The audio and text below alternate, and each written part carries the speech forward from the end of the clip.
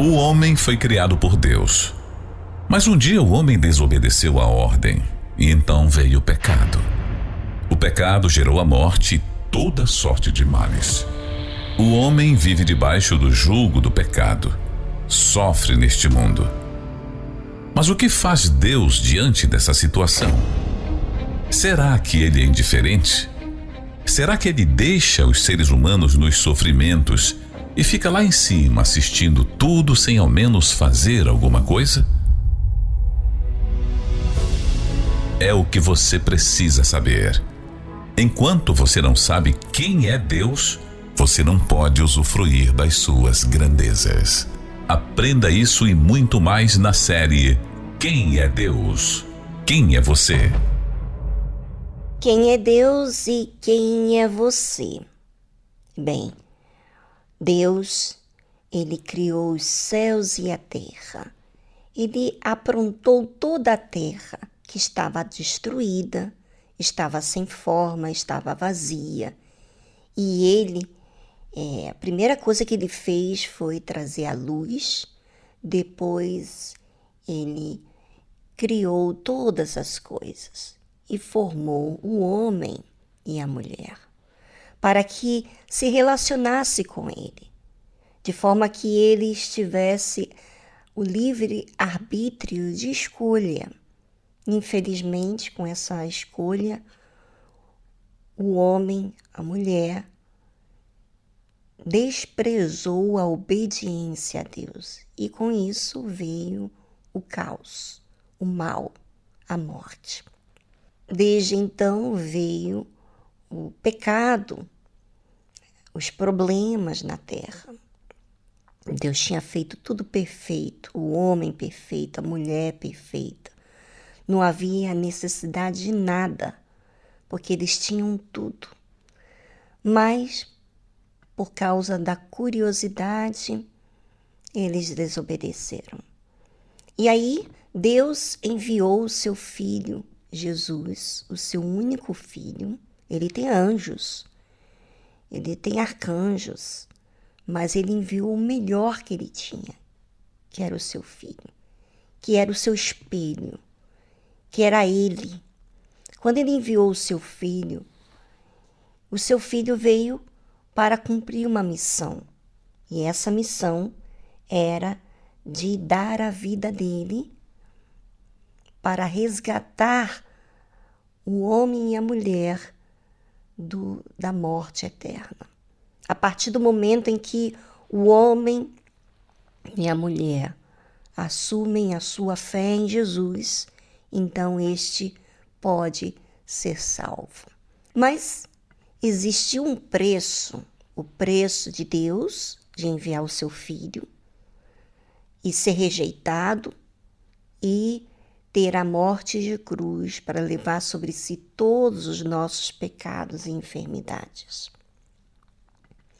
Então, quando Jesus estava nesse momentos finais da sua vida, e estava ali com Judas, que veio com os oficiais dos principais sacerdotes, com os soldados para prender Jesus. Jesus, sabendo de tudo isso, sabendo de todas as coisas que sobre ele haviam de vir, adiantou-se e disse-lhes: a quem buscais? E responderam-lhe: a Jesus Nazareno. Disse-lhe Jesus: sou eu. E Judas, que o traía, estava com eles. Imagina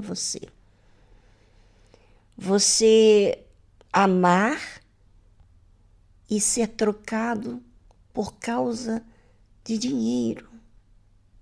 Foi isso que Judas fez. Por 30 moedas de prata, ele entregou Jesus. E quando Jesus disse, sou eu, o que aconteceu?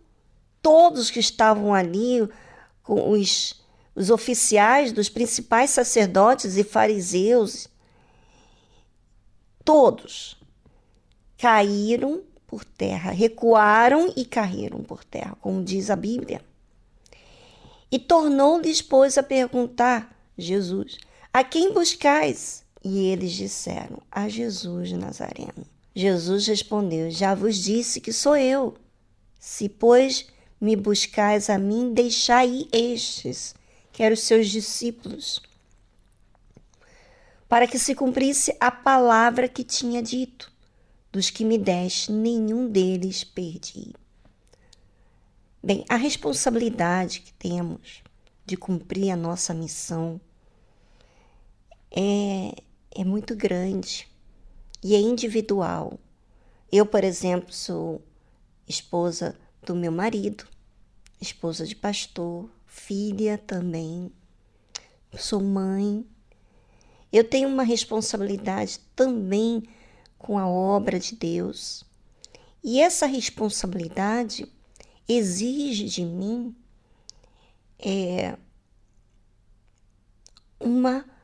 um sacrifício de entrega da minha parte.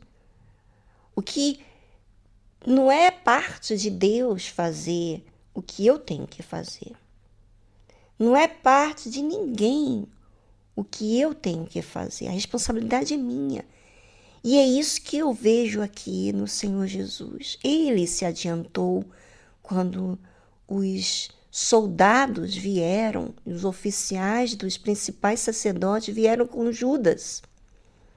Ele se adiantou e perguntou 2 vezes a quem buscais. E como eles recuaram e caíram por terra, Jesus continuou ali. Sabe, eu não vejo nem na parte de Deus Pai, nem na parte de Deus Filho, covardia. Não. Eles tomaram sobre si a responsabilidade. Deus Pai, porque Ele criou todas as coisas, e Deus Filho, que participou de tudo com o Pai e que estava à disposição de servir ao Pai. Você sabe que a responsabilidade faz você passar por perigos, faz você sentir dor sozinho, faz você estar sozinho com aquilo que você tem que cumprir, com a missão. E a fé em Deus também faz isso. Não é uma coisa, não é um mar de rosas. O que eu tenho que fazer por Jesus é minha responsabilidade. E ninguém pode fazer por mim, assim como você também. Gostaria de aproveitar esse momento para que você avaliasse a sua fé. Será que você tem tido responsabilidade com essa fé em Deus? É com você. Já voltamos após essa trilha musical.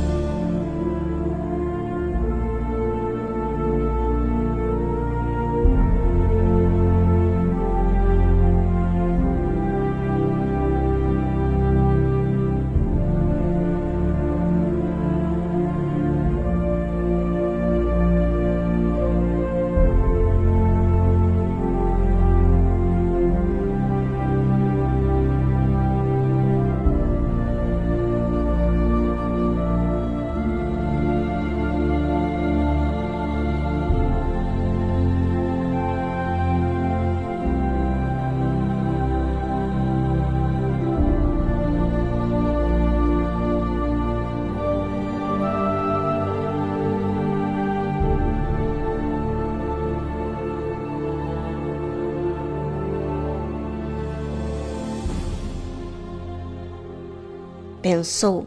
Pois é, Deus, ele não é covarde. Deus, ele assume a responsabilidade de fazer a parte dele. a palavra dele, ele cumpre.